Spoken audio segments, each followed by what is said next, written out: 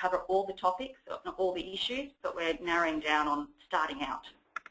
There's also a series of video case studies, and we've hunted around some great examples across Australia of communities that have really undertaken leadership initiatives and led change in their local communities. So please have a look at the FRRR YouTube channel and start to watch some of those great stories for yourselves. And in early 2015, we're also going to be making grants for community foundations and leadership programs across Australia to really try and enhance some of the activities and investment going to rural, regional, remote communities and leadership. So, into it. Our guest and focus today is Loretta Carroll. And like many of you, she wears numerous hats in her community. So welcome, Loretta, and thank you so much for taking time out to join us today. Thanks, Alex. So I'm going to give a brief intro to Loretta. She's a beef and sheep farmer from Mudgegonga in northeast Victoria. She's on the Mudgegonga and District Landcare Executive. She's a member of the local Country Fire Authority, the Rosewhite District CWA. She's on the Alpine Shire's Resilience Committee and the Catchment Management Authority's Sustainable Ag Steering Committee. But she is also chair of the new Into Our Hands Community Foundation, which formed in response to the 2009 Victorian bushfires. Now, Into Our Hands is a community foundation that invests in various projects and initiatives aimed at building the capacity, strength, cohesiveness and well-being of many of the smaller communities within the Victorian shires of Alpine, Indigo and Wangaratta. And they're all about 3 hours drive northeast of Melbourne, near the border between New South Wales and Victoria. So today we're going to hear Loretta's journey of how she and a number of her fellow community members emerged from the devastation of the bushfire event to form this particular organisation. She's going to outline what happened along the way and share some of those lessons for other communities, because it's nice to try and avoid some of the pitfalls when we hear what others have done. Now, it didn't happen overnight. It was a 4-year process to go from their first thought that something at an organised scale could be pursued right through to the group's recent establishment.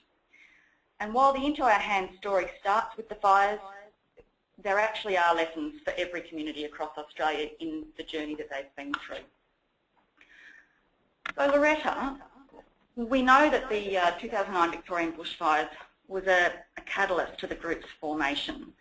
And Mudgegonga was one of the areas that was particularly badly affected. Can you just tell us what it was like for you and what impact it had in your community? Alex, yeah, it was absolute devastation for us, something we weren't really prepared for, and the fire was completely out of our hands.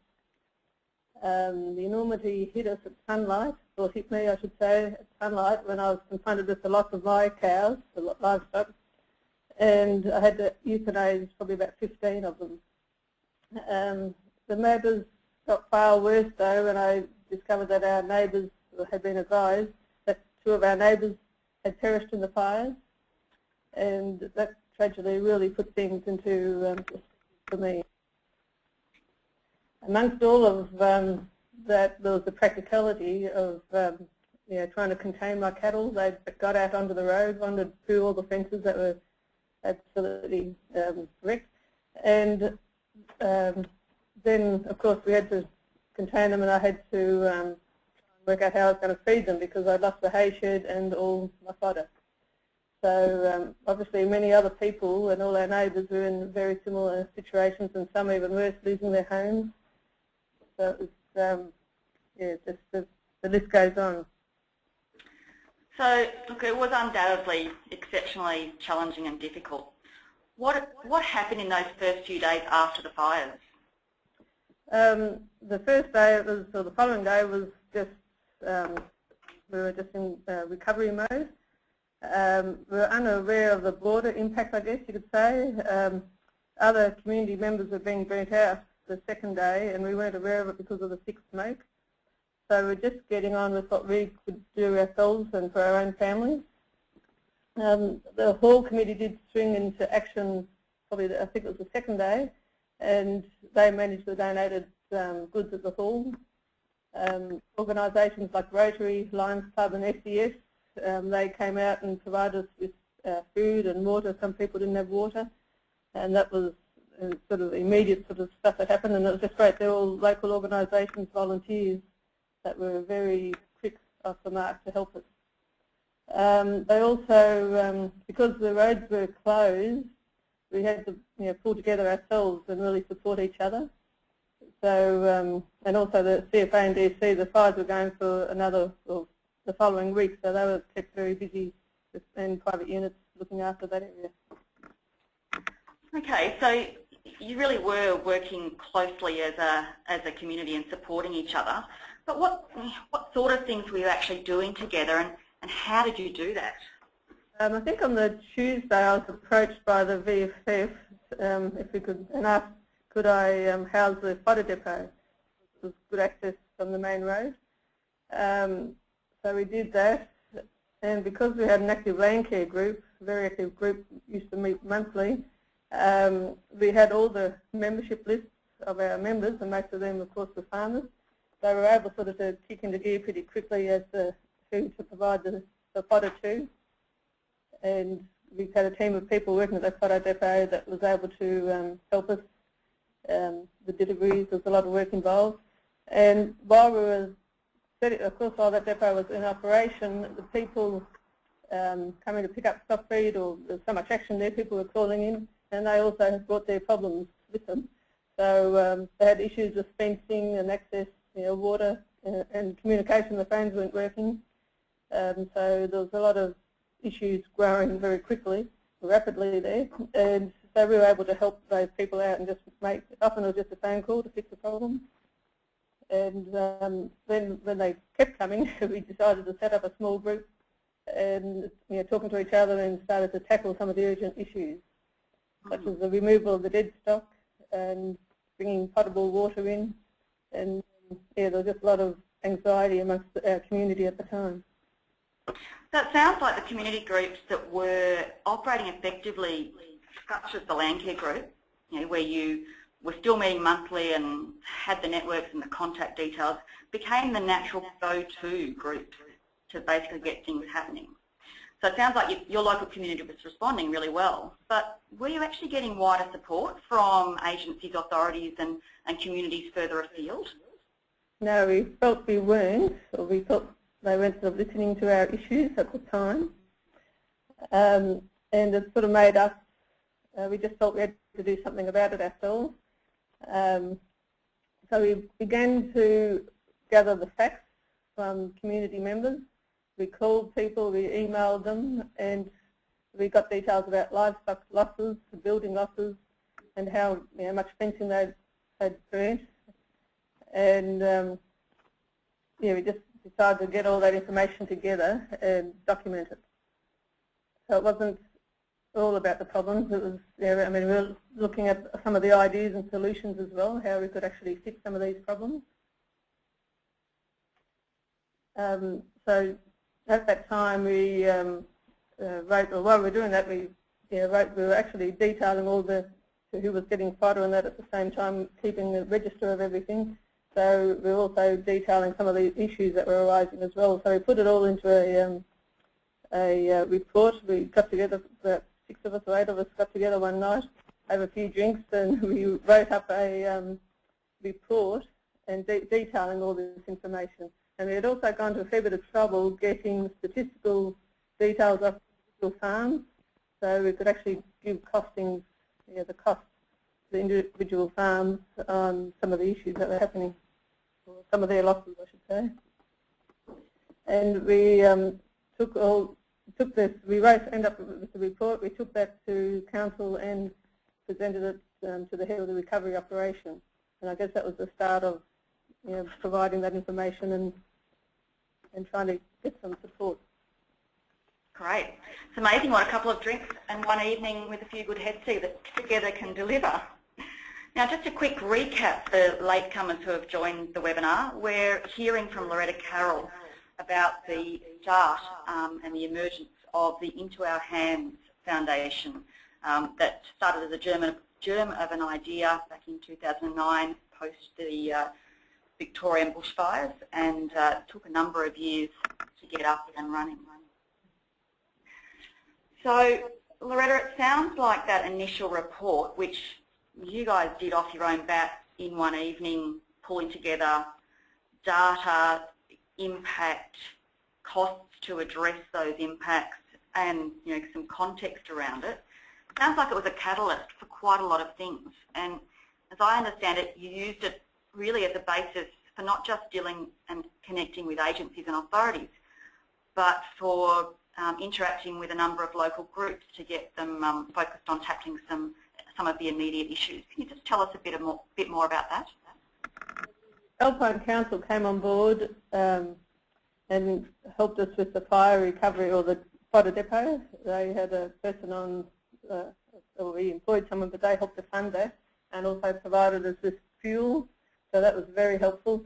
And we also had a cycling for recovery project through by the CMA. We had huge erosion problems at the time because of the fires, and they funded, it was via the CMA that they funded that project. And a Mad Bag Blackberry program was also funded through DEPI, and that provided us a much better mechanism to control our blackberries. And that they were run by the Landcare, but they were, had to cover the whole fire-affected area. Fantastic. So, you had this report, and it highlighted various needs and priority actions, and it sounds like local government, local community, but also some of the state agencies then got on board to support specific projects. So at what stage did you move from having separate groups working on specific projects to coming together to look at something that integrated the physical, the social and the economic recovery across your region in a bit more of a formal long-term manner? In 2011 I was approached by VBAP, the Victorian Bushfire Appeals Fund, to sit on an advisory committee, and it was to assist them in identifying the medium to long-term recovery needs.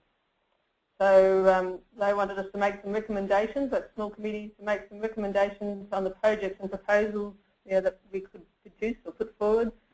And the funding was from the interest raised from the generous donations that we received after the fire.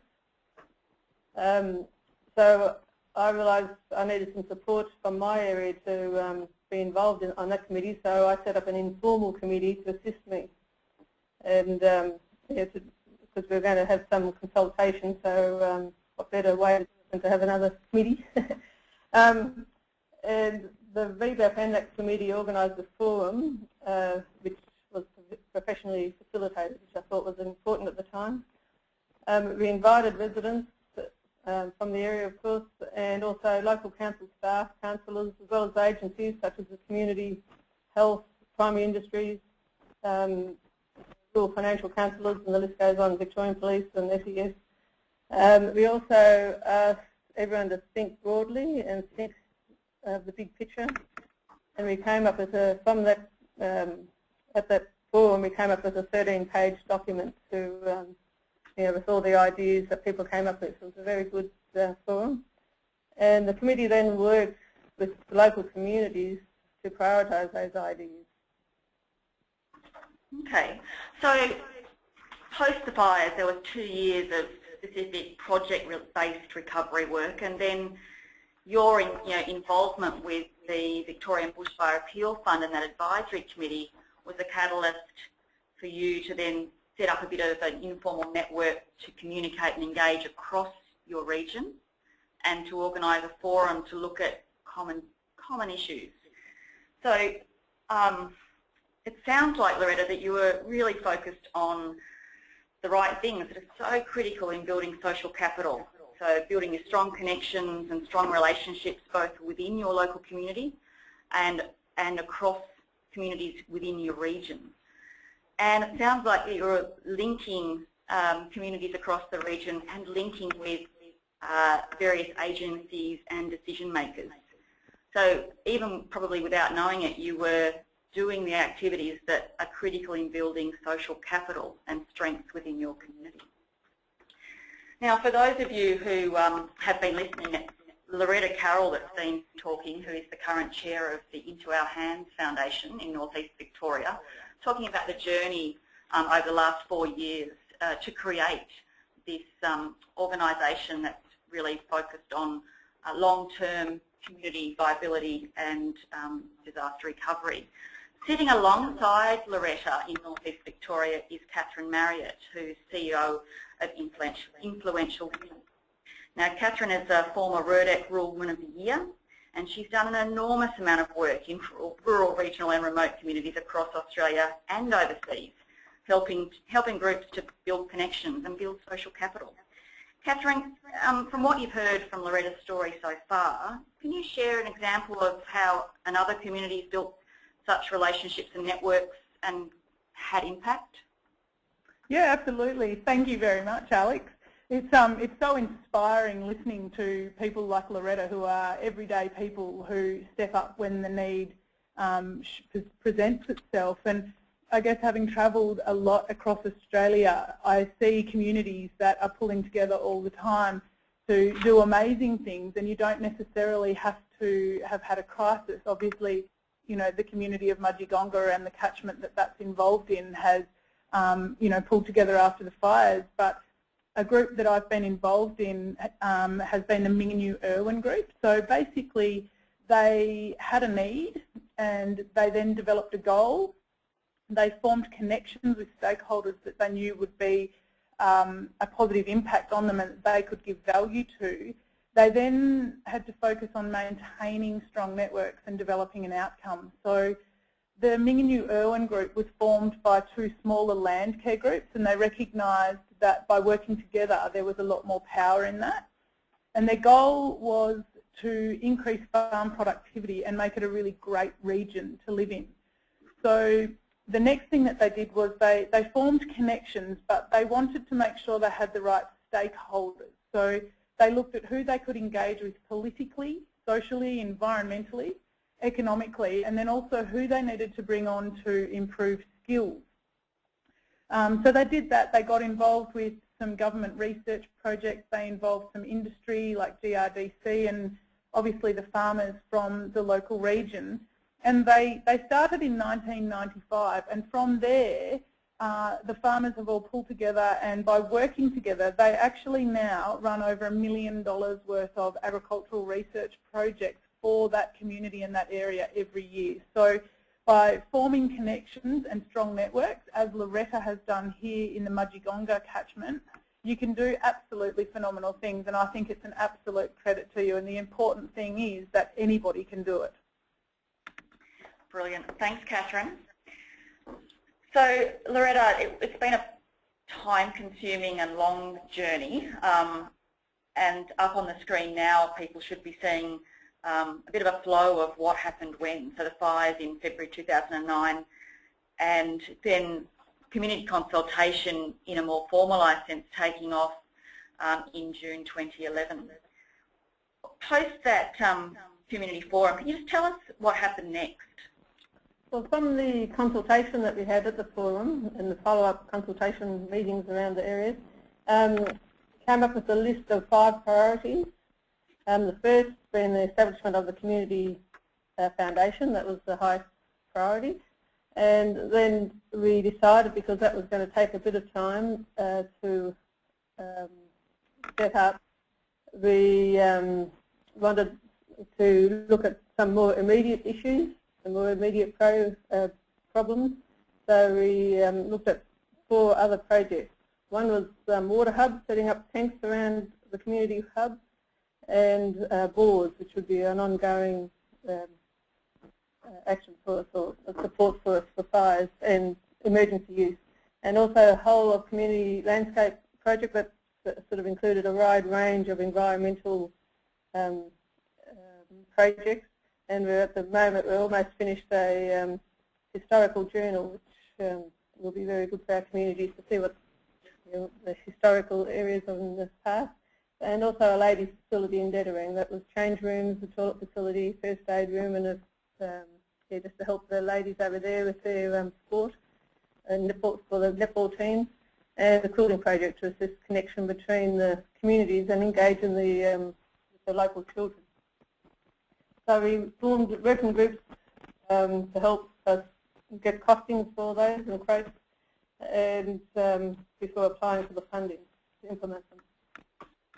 So you were actually quite forward-thinking when you created those 4 projects, because the types of projects that they are probably resonate with different types of people. You had a mix of really practical and hands-on projects for those that just wanted to be active, and you had a couple of projects that were sort of more social and discussion-based for those who wanted to get together. So it was a great way of keeping your community engaged, even when you had the big picture goal of creating the foundation. Now, we've talked about the fact that it took a while to get into our hands off the ground. Why has it taken so long? I guess well, firstly, we wanted to make sure the community were really keen, so we implemented did a feasibility study, but also we really wanted to make sure that we had the community behind us, and that right from the start we just wanted to be very clear it was a community initiative, so the community had to feel comfortable with it. When we established the foundation, or during that time, we thought it was the ideal time to get these other projects happening. And it's all about communication, and we've kept the community informed. So how did you, it rolls off the tongue pretty easily, communication, but we all know it actually requires a bit of work. So what did you actually do to stay relevant and listening to your community?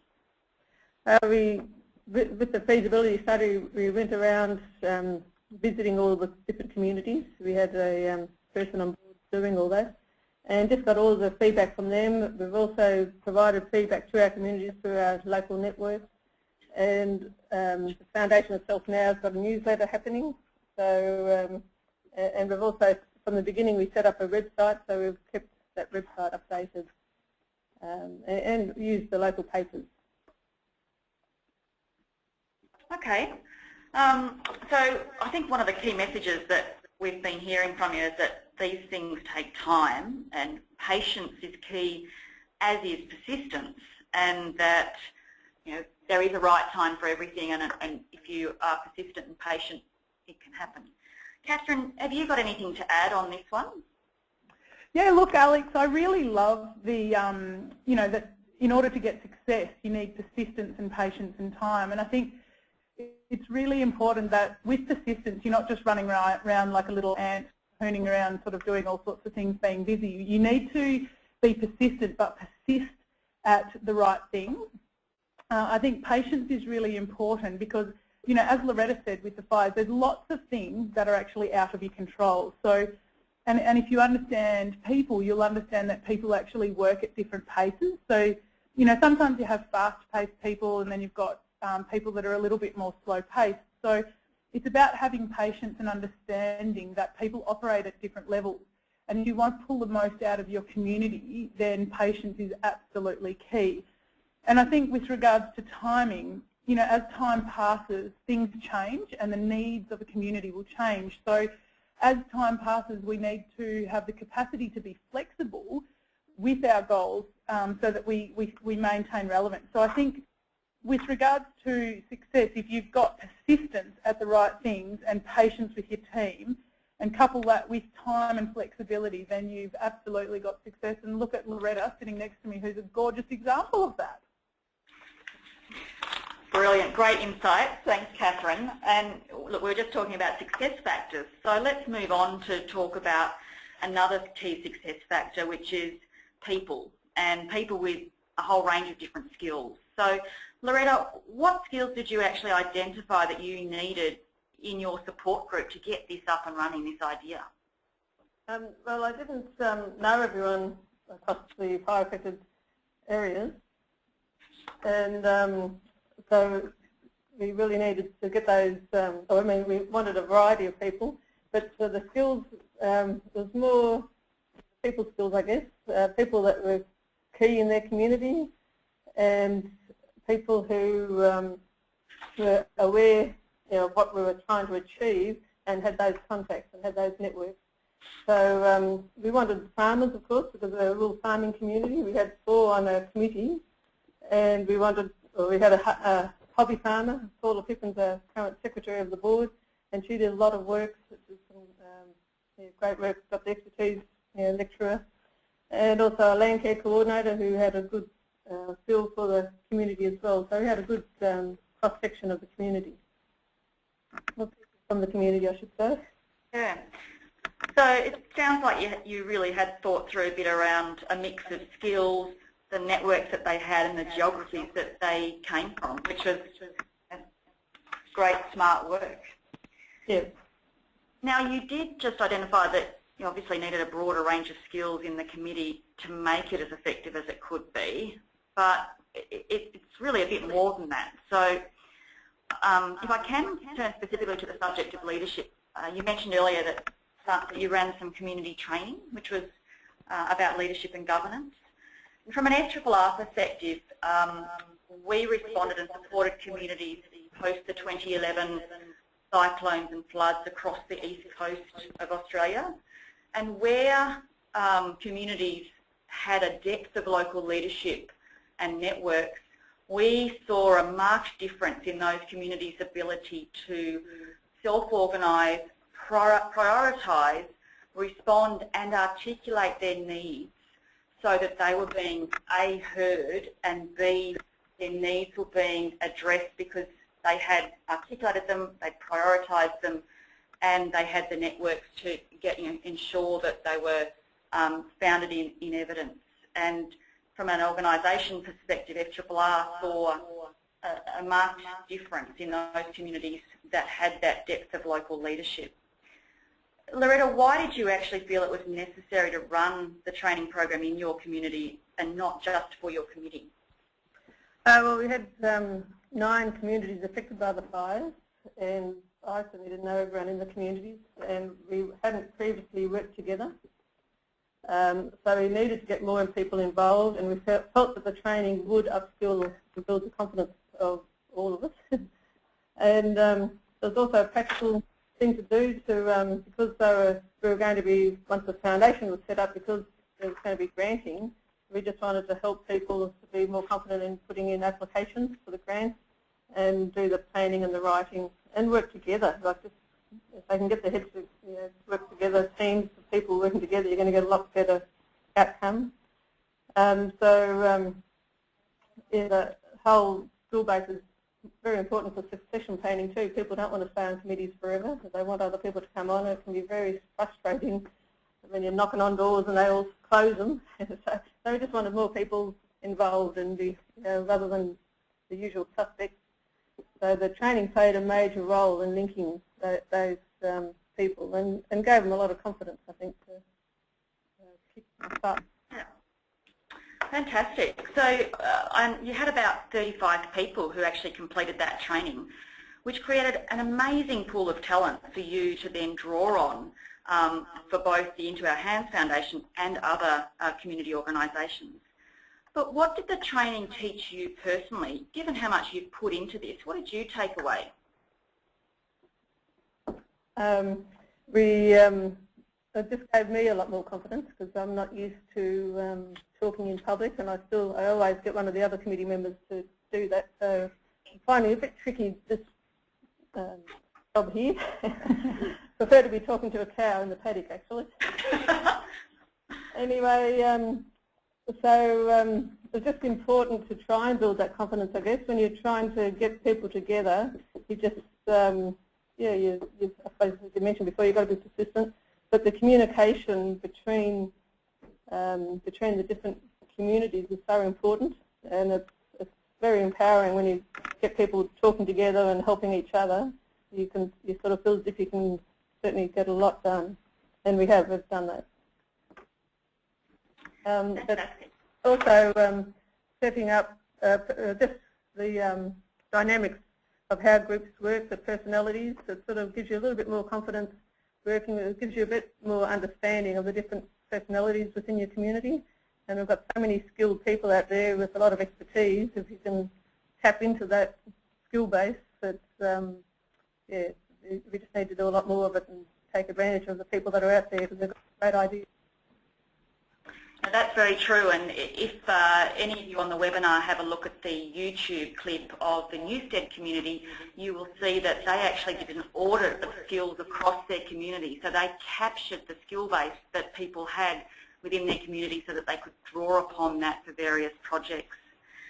So one of the key takeaways that we're hearing from you, Loretta, is about investing in leadership, and for more than just the usual suspects. Because everyone's got a role to play. We know that there are so many different types of leadership in communities and community organisations. There are the formal leaders like chairpersons, but you've also got the thought leaders who come up with the great ideas and the quiet achievers who lead by example. And Loretta, I'm not sure which one of those you have, but I fondly now call you the cow whisperer because you're doing each and all of those. But by investing in a depth and breadth of leadership across your community, you've really created leaders who can galvanise with a whole range, a wider pool of community members with their persuasive prowess. Catherine, have you got any reflections on what we've just been hearing from Loretta? Yeah, absolutely, Alex. I mean, obviously leadership is something that's fairly close to my heart, and human capital is basically all we have left. When you have something that comes in and completely decimates your community, human capital is what you have to work with. So investing in leadership is an extremely intelligent thing to do. And, organisations like the FRRR and the Australian Rural Leadership Program, which I was lucky enough to do, and also the program that Loretta runs, which is the Into Our Hand Community Development Training. It's, it all really important, as Loretta said, to get your community engaged, but to bring in people that don't necessarily often or aren't always the ones to step up, because when you do that, you bring in fresh ideas and fresh people. If we're, if we're still engaged, if we're always engaging with the same people in a community, no new ideas come in.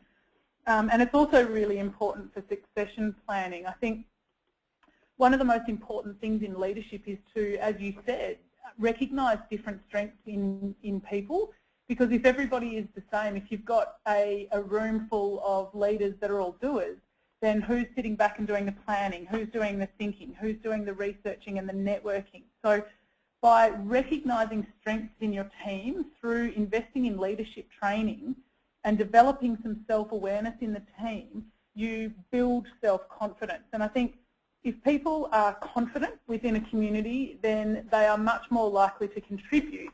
And if you have input from everybody and all different stakeholders, then you're going to get a much greater sense of value. So people are going to feel valued, and when people feel valued, they want to contribute, and then you get an overarching, much greater sense of achievement when the community pulls together and you all work together. I think success that is shared through an entire community is far greater than success of an individual ever will be. So investing in human capital, to me, with regards to leadership, is one of the most important things you can do. Thanks, Catherine. I think we've all been at one of those community meetings at the AGM, and we ask for volunteers to step up to take a role on the committee, and there's an overwhelmingly quiet response.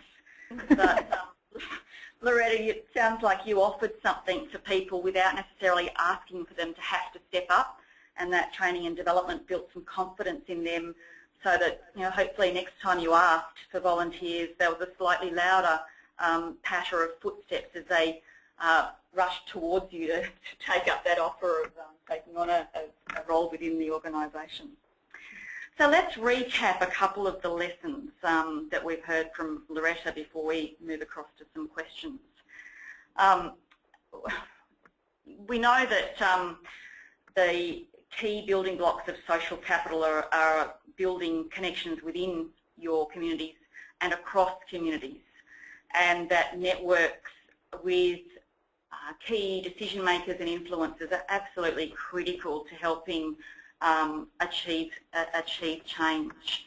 And we heard that persistence, particularly persistence on the right things, plus patience, and finding that niche, that right point in time to make things happen can actually create success. And then we've just been hearing from Loretta and Catherine about the value of investing in leadership, and for more than just the usual suspects, because you can build that depth and that future pool of talent and leaders within your community. Loretta, do you have any final advice for people from community organisations who are wanting to harness the coalition of the willing to deliver local solutions? Yeah, well, when you mentioned about the training before getting that commitment, when we set out to set up a couple of committees for some of these community projects, that was after our training, and I just rang people who had done the training, undertaken the training, and not one of them said no. So they all came on board, which was really a credit to the training, and probably the facilitator too, who facilitated us getting us all together. But I just find that talking to people about an idea, even before the meeting, just to gauge interest, really helps, and gives them time to think about it too, really helps. Allowing robust discussion, it helps to build the ideas, not when you're just starting out forming the idea, you don't want to have a blinkered approach. You've sort of got to let it be open, and let there'll be some great ideas come out of the discussion. And then, of course, setting the practical steps needed to get the job done. So regular meetings, you've got to review those meetings, the progress, ensure that people are following through on the task. And if they aren't, it's important that they let us know, or let the committee know, so someone else might like to take it on, or we can help that person follow through on that task. Working as a team always, and if a problem does happen, you just really need to work together rather than individually. You sort of work the problem out as a team, or if there's a conflict, out as a team. And just keeping in mind that we're all volunteers, I guess, or mostly volunteers. So you need to look externally for support, be flexible, of course, and not to be afraid to ask the difficult questions and having the difficult conversations if necessary. So obviously relationships are very important, and I think it's very important to get those relationships going early. Take the time to have a coffee with someone, get to know them. So important to, it's all about caring, isn't it? Caring for each other and helping each other through the difficult times, and if we're organised, it won't be so difficult.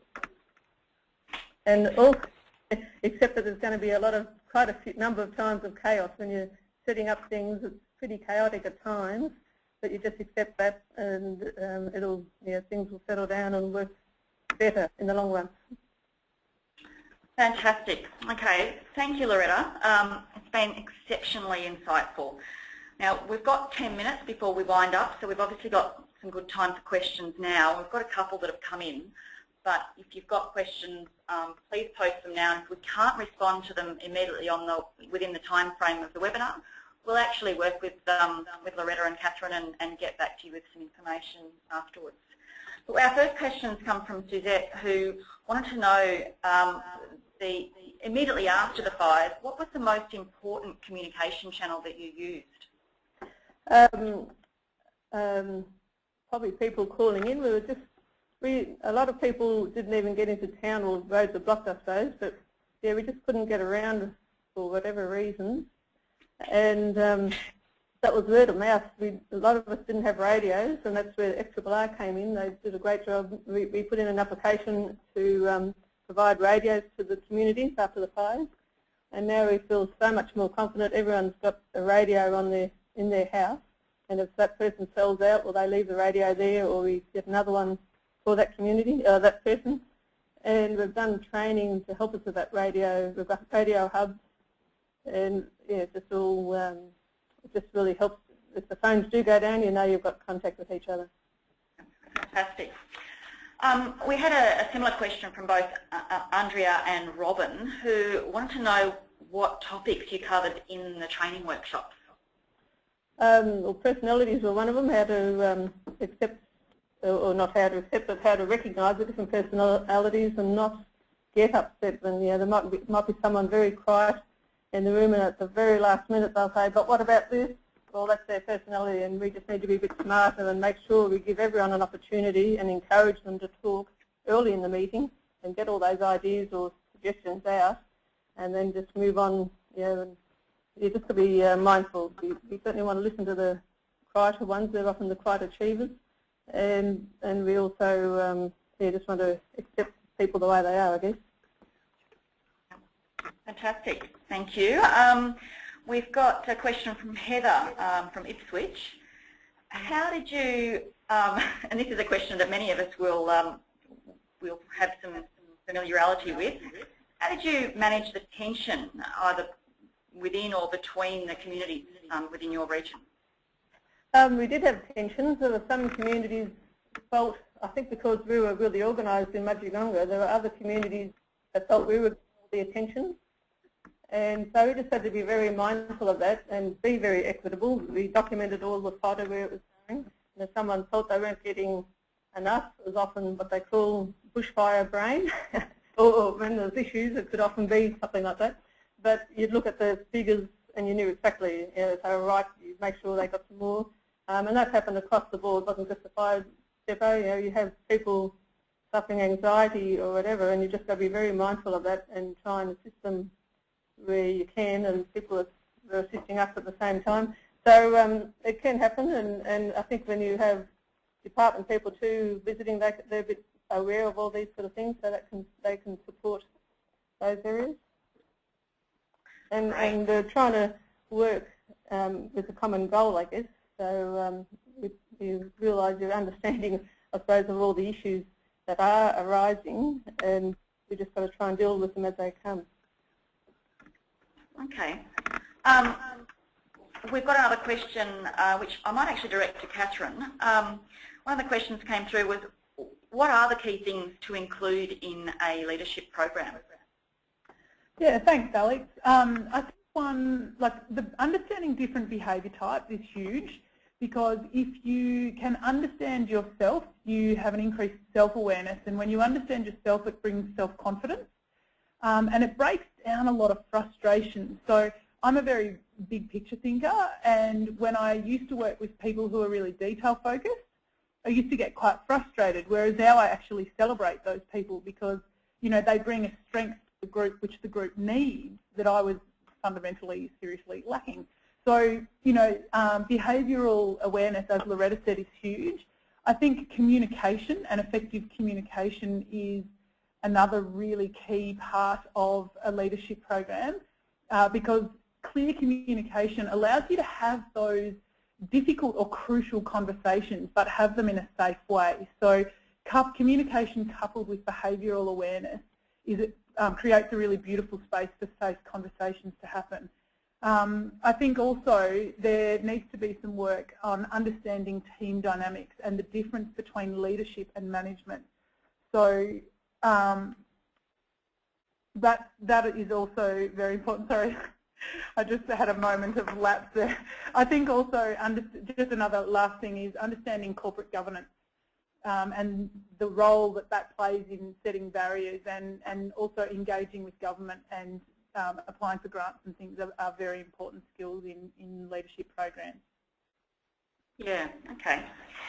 We've had a couple of questions around the training and development program itself. I think Terry from up in Swan Hill asked who actually delivered the training, and Kerry, the training was actually delivered by Kathy McGowan and Anne Smith. Loretta, I think it was Anne Smith, wasn't it? No, we had Kathy McGowan, but we also ensured that we had a coordinator or a project manager on board as well. We put that into the mix, and that was our secretary, Paula Pippin. She was a very good extension type person. And just to make sure the whole program, we ran 7 sessions, and we ran them around all the community halls, so everyone got familiar with the other small communities. And having that project manager worked really well, just made sure everyone had their books and the training gear and and they could talk to them other than the facilitator that was obviously doing other courses elsewhere. So yeah, and it kept it very local. We had the facilitator was local as well, and I think that's also important. And I understand that the training was actually developed with you, plus the knowledge of the facilitator. So it wasn't an off-the-shelf training program, but something that was really developed for your needs and understanding what strengths and weaknesses you already had. Yes, that's right. That's where our project manager came in too. She was very good at putting the ideas together and what our needs were, and we sat down and just really made sure that program did suit our needs. And so the 7 workshops that you ran in the different small community halls across the region, Loretta, were they full-day workshops or were they half-day workshops? We just had some questions around how much time those programs took up. I think they were 2 hours, and we usually ran them during the evening because farmers hard to catch during the day. But we did have a good mix of people attending them.